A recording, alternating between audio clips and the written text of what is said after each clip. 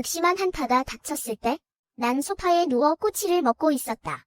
화로 위의 고기는 지글지글 기름을 튀기고 있었고 난 편안하게 불을 쬐고 있었다. 생사를 오가며 발버둥치는 전 남친과 절친을 단톡방에 초대했다. 사진 한 장을 찍어 올리고는 웃으며 물었다. 먹고 싶어. 난 회귀했다. 지난 삶에서 난 남친 마오부판과 절친 리우루엔의 바람 현장을 덮쳤고 내 돈을 노리고 날 죽이려던 음모까지 밝혀냈다. 하지만 놈들은 오히려 적반하장으로 날 문 밖으로 내쫓아버렸다. 더 기가 막힌 건 여름이 시작되어야 할 5월에 기이하게도 폭설이 내리기 시작했다는 거다. 기온은 하룻밤 사이에 영하 60도까지 떨어졌고 난 문밖에서 그대로 얼어 죽고 말았다. 난 그들이 사무치게 미웠다. 죽어가던 그 순간 만약 다시 기회가 주어진다면 저 연놈들을 죽는 것보다 못하게 만들어주겠다고 맹세했다. 온몸이 마비될 듯한 추위가 갑자기 뜨거운 열기로 바뀌었다. 누군가 날 밀쳤다. 샤오위, 좀 빨리 가요. 깜짝 놀라 눈을 떠보니 난 회사 정문 앞에 서 있었다. 뒤에 있던 동료는 내가 길을 막고 있다며 짜증을 냈다. 고개를 숙여 핸드폰을 확인했다. 5월 10일. 정말로 회귀한 것이다. 내가 죽임을 당하기 20일 전으로 돌아왔다. 다시 살아났다는 기쁨에 잠시 정신이 아찔했지만 곧 냉정을 되찾았다. 죽기 직전에 겪었던 전례 없던 폭설이 떠올랐기 때문이다. 분명 막 여름이 시작되어 기온이 비정상적으로 높았고 24시간 에어컨 없이는 살 수 없을 정도였다. 그런데 불과 며칠 뒤에 내가 얼어 죽게 될 줄 누가 알았겠는가? 그러니 지금 가장 중요한 건 그 연놈들에게 복수하는 게 아니다. 언제 끝날지 모를 그 굶주림과 추위의 지옥에서 살아남을 방법을 찾는 게 먼저다. 난 당장 상사에게 사직서를 내고 마오부판과 같이 살던 집으로 돌아가 중요한 물건들을 챙겼다. 하지만 서둘러 떠나지는 않았다. 난 마오부판의 신분증을 찾아내 대출 앱 몇 개를 깔고 놈의 정보를 전부 입력했다. 그리고 근사한 저녁상을 차려놓고 그가 퇴근하길 기다렸다. 퇴근한 마오부판은 환하게 웃는 나와 푸짐한 상차림을 보고 깜짝 놀랐다. 난 부드러운 목소리로 그에게 말했다. 나 이번에 부모님이 물려주신 집 한 채 팔아서 자기가 받았던 그 집 사려고. 우리 신혼집으로 말이야. 마오부판과 리우루에는 줄곧 어떻게 날 구슬려 부모님 집을 팔게 하고 돈을 가로채지 궁리해왔었다.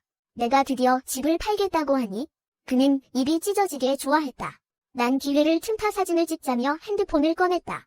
마오부판은 원래 사진 찍히는 걸 싫어하지만 지금은 집을 팔게 해야 하니 순한 양이 되었다. 눈을 깜빡이라면 깜빡이고 고개를 저으라면 저었다. 대출 앱 몇 곳에서 100만 위안이 넘는 돈이 전부 입금된 걸 확인하고는 난 웃으며 핸드폰을 내려놓았다. 아잉, 사진이 잘 안 나오네. 안 찍을래. 그날 저녁 우리는 서로 다른 이유로 아주 즐겁게 식사했다. 다음 날 마오부판이 출근하자마자 난 내 짐을 싸서 뒤도 안 돌아보고 나왔다. 부모님은 돌아가시기 전 내게 집 두 채를 남겨주셨다. 하나는 시내 학군 좋은 아파트고 다른 하나는 교회 산 밑에 있는 작은 별장이었다. 위치도 외지고 인적도 드문 곳이었다. 별장은 오랫동안 비워둔 상태라 청소업체를 불렀다. 그러면서 어떻게 꾸며야 이 혹한의 아포칼립스에서 살아남을 수 있을지 고민했다. 보일러나 에어컨 난방. 안 돼. 둘 다 안 돼. 눈이 그렇게 많이 오면 수도관은 무조건 동파될 거고 전선도 끊어질 거다. 보일러나 히터로 버티는 건 불가능해. 그렇다면 방공호다. 난 바로 지하실로 뛰어내려갔다. 지하실 동쪽 벽에 철문이 하나 있었다. 녹슨 문고리를 잡고 힘껏 당기자 서늘한 바람이 확 덮쳐왔다. 바로 여기다. 예전에 아빠가 이 집을 수리할 때 산과 맞닿은 지하실 벽이 갑자기 무너져 내리면서 전쟁 때 지어진 이 방공호가 드러났었다. 폭 4m에 길이 50m. 겨울엔 따뜻하고 여름엔 시원했다. 내부도 아주 뽀송뽀송해서 아빠는 이곳을 정리해 창고로 쓰셨다. 여름이면 우리 세 식구가 여기서 잠을 자기도 했는데 서늘하니 아주 쾌적했다. 이렇게 온도가 일정하게 유지되는 방공호가 있는데 폭염이든 한파든 뭐가 걱정이겠어? 난 청소업체 직원에게 방공호 내부 청소를 부탁했다. 그리고 인부 몇 명을 불러 그들에게 내부를 서킷으로 싹 칠해달라고 했다. 일을 마치니 어느새 날이 어두워졌다. 마오부판에게 전화가 왔다. 세상 다정한 목소리로 집하는 건 어떻게 됐냐고 묻길래 대충 둘러대고 전화를 끊었다. 개자식. 내 짐이 싹 다 없어진 것도 모르고 있겠지? 아마 리우루엔이랑 같이 축하 파티라도 벌이고 있을 거다. 드디어 내 돈을 뜯어내게 됐다고 말이다. 하지만 지금은 그놈을 상대할 기분이 아니었다. 며칠 동안 돌아다니며 공사 감독을 하느라 몸이 천근만근이었고 얼굴도 기름기로 번들거렸다. 난 방금 정리해 둔 세면용품 중에서 하나를 꺼내 WIS 투명 수분 마스크팩을 얼굴에 붙였다. 차갑고 촉촉한 느낌이 순식간에 볼을 감싸자 당기던 피부가 확 풀리는 느낌이었다. 덕분에 짜증났던 기분도 한결 가라앉았다. 대소분자 이중 히알루론산이 안팎으로 작용해서 피부에 수분을 콸콸 쏟아부어 주는 것 같았다. 2배 강력한 용담 추출물과 식하 성분이 붉은기를 진정시켜주고 피부 장벽까지 튼튼하게 해준다. 역시 내가 꾸준히 사서 쓰는 인생템답다. 내일도 힘든 일정이 기다리고 있으니 최상의 컨디션을 유지해야 한다. 기운을 차린 나는 방공호 환기구를 개조해줄 사람을 불렀다. 죽기 전 기억이 생생했다. 그때 눈이 허리까지 차올랐었지. 그러니 원래 있던 환기구는 눈에 파묻혀 막힐 게 뻔했다. 기술자분들은 돈만 받으면 군말 없이 일해주니 편했다. 모든 환기구마다 긴 스테인리스 관을 연결하고 끝부분에는 스테인리스 캡을 용접해 달라고 했어. 이렇게 하면 눈이 환기구 안으로 들어가 막히는 일은 없을 테니까. 그리고 벽난로도 2세트 샀어. 하나는 난방 전용이고 다른 하나는 난방과 요리를 같이 할 수 있는 거야. 연통을 밖으로 뺄 수 있어서 일산화탄소 중독 걱정도 없어. 기사님을 불러서 설치를 마친 뒤 장작과 수들 대량으로 사들였고 화로도 샀지. 종말이 닥치면 수도, 전기, 가스는 다 무용지물이 될 테니 가장 원시적인 장작이 제일 안전해. 난방도 되고 밥도 해 먹을 수 있으니까. 방공호가 온도가 일정하게 유지된다고는 하지만 확신할 순 없어. 결국 온도가 어디까지 떨어질지 모르니까 수도관도 동파될 수 있다는 생각이 들어서 아예 기술자를 불러서 지하실에 우물을 팠어. 방공호와 마찬가지로 지하수도 온도가 일정해서 밖이 아무리 추워도 얼지 않을 거야. 우물 파주시는 기사님이 의아해하시더라. 남들은 다 마당에 파는데 왜 굳이 지하실에 파달라는 거요?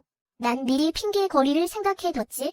제가 화장품을 연구 중인데 햇빛을 보지 않은 물을 써야 해서요. 기사님은 내 천연덕스러운 거짓말에 깜빡 속아 넘어가셨어. 감탄한 표정으로 재빨리 우물을 파주셨지. 다음은 물자 비축 차례야. 내가 죽기 전 불과 하룻밤 사이에 눈이 허리까지 쌓였었어. 그런 상황에선 아예 문 밖으로 나갈 수가 없지. 집에 식량이 없다면 얼어 죽지 않아도 굶어 죽게 될 거야. 정전될 걸 대비해서 양초랑 태양광 충전 등을 샀어. 조명용으로 쓸 거야. 성냥, 라이터, 그리고 보조 배터리 20개, 쌀, 밀가루, 라면은 각각 50상자씩, 생수 200상자, 각종 건나물과 통조림, 휴지, 생리대 같은 위생용품, 그리고 생각나는 의약품은 전부 다 방한용품이랑 같이 샀어. 제설용 삽이랑 썰매도 사고, 도끼, 톱 등 필요할 만한 공구랑 호신용품까지 끊임없이 집으로 배달시켰지. 경비 아저씨랑 이웃들이 집을 뜯어고치는 걸 보고 물어보길래 오랫동안 비워둔 집이라 리모델링한다고 둘러댔어. 그래서 일꾼들이 짐을 날라도 이상하게 생각하지 않았지.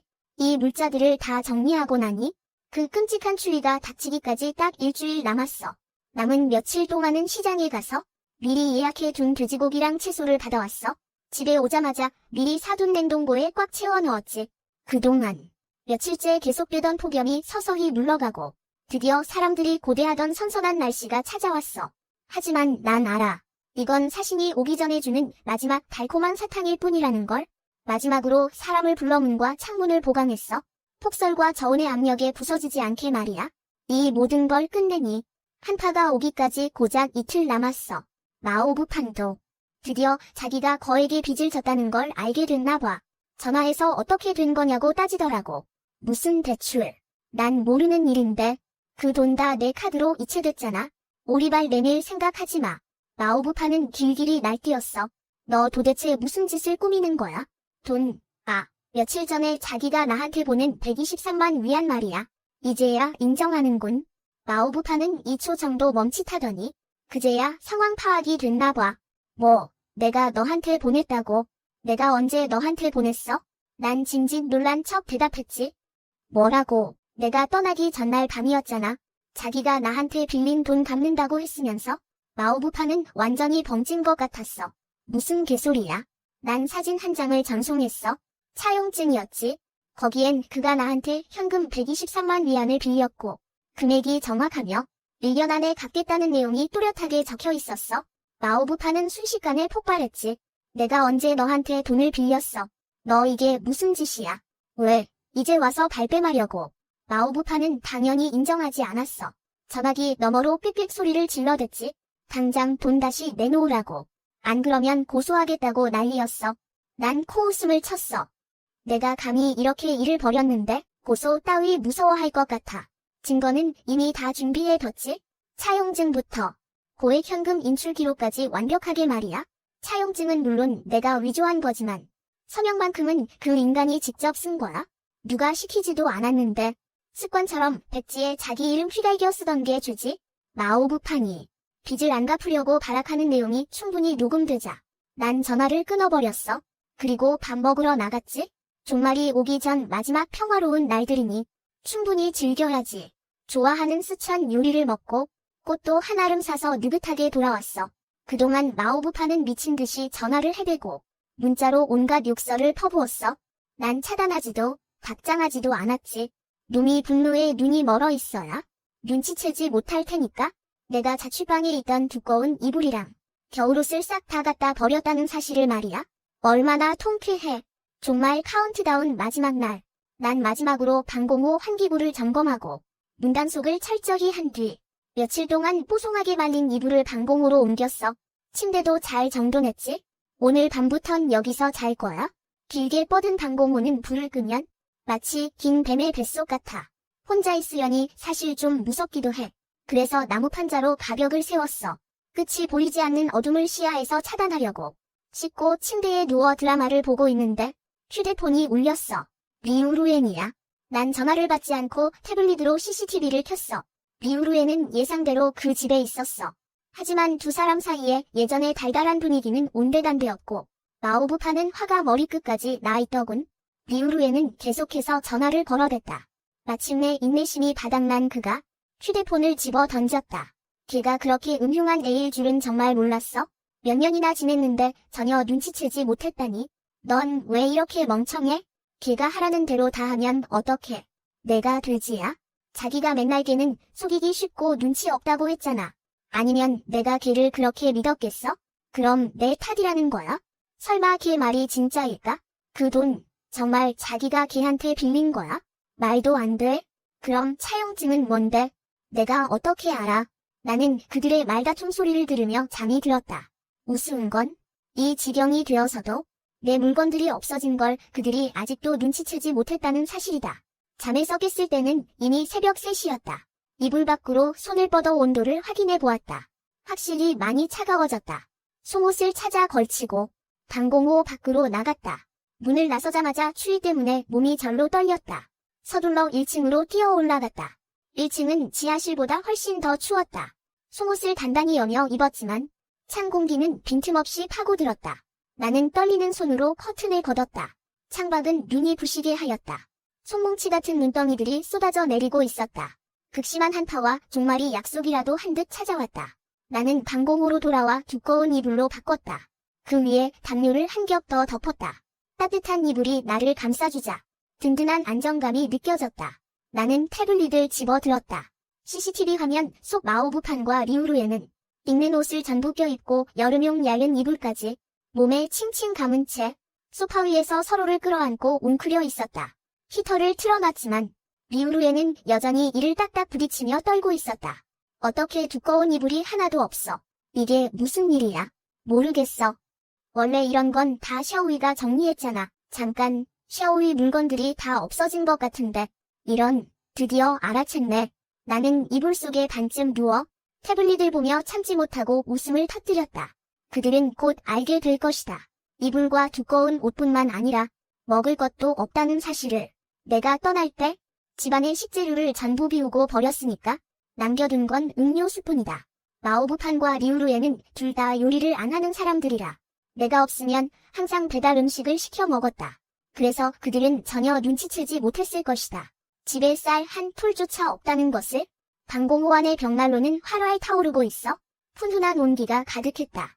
CCTV 속 저 불륜 커플이 벌벌 떠는 모습과는 극명한 대조를 이뤘다.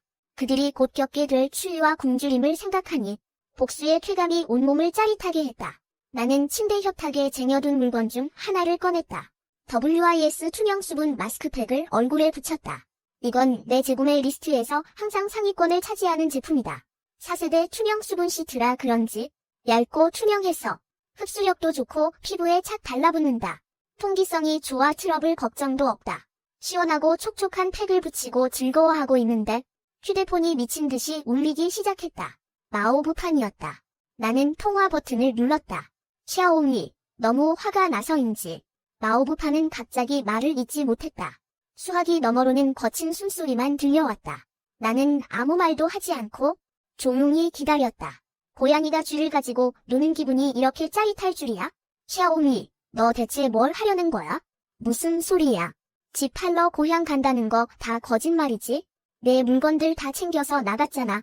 처음부터 돌아올 생각 없었던 거지. 맞아. 마오부판, 애초에 내가 돌아오길 바라지도 않았잖아. 내 말 틀려? 그게 무슨 뜻이야? 집에서 얌전히 기다리고 있어. 말을 마치고 전화를 끊어버렸다. 휴대폰을 무음으로 바꾸고 이불을 뒤집었었다. 다시 눈을 떴을 때는 오전 10시였다. 휴대폰은 마오부판이 보낸 욕설 문자로 가득했다. 나는 그저 피식 웃어 넘겼다. 그를 차단하기엔 너무 아까웠다. 이 지루한 종말의 세상에서 마오부판이 길길이 날뛰는 모습은 삶의 활력소가 되어줄 테니까. 위챗을 켜자마자 메시지가 쏟아졌다. 눈이 와서 신기해하는 사람들도 있었고 어떤 사람들은 출근을 못한다며 아우성이었다. 5월 날씨가 어떻게 하룻밤 사이에 이렇게 추워질 수 있어? 눈은 또 왜 이렇게 많이 오는 거야? 하지만 신기해하든 불평을 하든 이것이 재앙이라는 걸 눈치챈 사람은 아무도 없었다. 어쩌면 어젯밤 사이에 소리 소문 없이 얼어 죽은 사람들은 더 이상 인터넷에 글을 쓸 수 없어서일지도 모른다. 휴대폰을 내려놓고 요리할 준비를 했다. 이렇게 추운 날씨에는 뜨끈한 국수를 한 그릇 먹어야 제맛이지. 온몸이 따뜻해지게 말이다. 국수를 다 먹고 나서 밖의 상황을 살피러 위층으로 올라갔다. 그제야 나는 발견했다. 폭설이 창문을 거의 다 덮어버렸다는 것을. 틈새로 보니 커다란 눈덩이들이 여전히 빗방울처럼 빠르고 거세게 쏟아지고 있었다. 이대로 가다간 큰일 나겠다는 생각이 들었다. 우리 집 건물이 금방 눈에 파묻힐 것 같았다. 만약 방공호 환기구까지 덮여버리면 집안에서 산채로 질식해 죽을 수도 있다. 순간 식은땀이 흘렀다. 하지만 윤보라는 사납고 맹렬했고 멈추게 할 방법은 없었다. 유일한 방법은 눈을 치우는 것뿐이었다. 나는 재빨리 방안 장비를 갖춰 입고 2층 테라스로 통하는 문을 열었다. 테라스에 쌓인 눈은 이미 내 턱 밑까지 차올라 있었다. 다행히 얼어붙지는 않아서 제법 부드러웠다. 나는 테라스의 눈을 모두 마당으로 퍼내렸다. 환기구 2개가 무사한 걸 확인하고서야 안도의 한숨을 내쉬었다. 나는 다시 사다리를 타고 지붕으로 올라갔다. 지붕은 면적이 넓어서 영하 70도의 기온에 온몸이 거의 얼어붙는 것 같았다. 두꺼운 옷과 모자도 소용없는 듯했다. 간신히 지붕의 눈을 다 치우고 나서 붉은 리본 2개를 가져와 환기구에 묶어두었다. 만약 눈이 집을 완전히 덮어버리더라도 환기구 위치를 찾을 수 있도록 이 모든 일을 끝내고 나서야 집 안으로 돌아왔다. 방공호 안의 온도는 바깥에 비해 훨씬 높았다. 나는 방안 용품들을 다 벗어 던지고 벽난로에 불을 지폈다. 벽난로의 열기가 연통을 뜨겁게 달궈주면 눈이 녹아내려 환기구가 막히지 않을 것이다. 장작이 잘 말라 있어서 벽난로 속 불길이 금세 활활 타올랐다. 공기가 점점 건조해지기 시작했다. 벽난로의 열기 때문에 피부가 수분이 부족해 달갛게 달아오르는 게 느껴졌다. 나는 익숙하게 미리 쟁여두었던 WIS 하이드레이팅 마스크팩을 꺼내 얼굴에 붙였다. 초밀착 시트가 에센스를 가득 머금고 있어 아까의 당김과 붉은기가 말끔히 진정되는 기분이었다. 나는 태블릿을 들어 CCTV 영상을 확인했다. 그 두 사람의 처참한 꼴을 보니 순식간에 기분이 좋아졌다. 그러고는 단지 입주민 단톡방을 열어 문단속을 철저히 하라고 당부했다. 만약 눈이 그치지 않고 기온이 계속 떨어진다면 생사의 갈림길에서 허덕이는 사람들은 살기 위해서라면 무슨 짓이든 저지를 게 뻔했으니까 마오부판과 리우루엔도 가만히 앉아 죽기만을 기다리진 않을 터였다. 도저히 버틸 수 없게 되면 분명 이웃들에게 도움을 요청하겠지. 내가 할 일은 그들의 도움 요청을 원천 차단하는 것이다. 해 질녘쯤 다시 2층 테라스로 올라가 환기구를 확인했다. 여전히 눈발이 거세게 몰아치고 있었다. 환기구에 달아놓은 붉은 리본이 바람에 휘날리며 펄럭 소리를 냈다. 눈은 어느새 2층 창문 높이까지 쌓여 있었다. 나는 제설삽으로 최대한 눈을 밀어내어 테라스 쪽 공간을 확보했다. 다행히 환기구에 길게 연결해둔 스테인리스관 덕분에 적어도 이틀 정도는 파묻힐 걱정이 없었다. 하지만 기온은 더 떨어졌다. 지금이 영하 몇 도인지조차 알 수 없었다. 야외에서는 핸드폰이 바로 얼어붙어 전원이 꺼져버렸다. 나는 이를 덜덜 떨며 서둘러 방공호로 돌아왔다. 그런데 정전이 되어 있었다. 다행히 통신 신호는 끊기지 않았다. 핸드폰으로 쏟아지는 수많은 정보들 중에는 살려달라는 비명 섞인 구조 요청 외에도 이번 폭설로 인해 얼마나 많은 사람이 동사했는지에 대한 비보가 가득했다. 거의 모든 군부대와 경찰, 그리고 수많은 자원봉사자들이 필사적인 구조 활동에 투입된 것을 보았다. 수많은 전기 기술자들도 영하 수십 도의 극한의 추위 속에서 생명의 위협을 무릅쓰고 고장 지점까지 달려가고 있었다.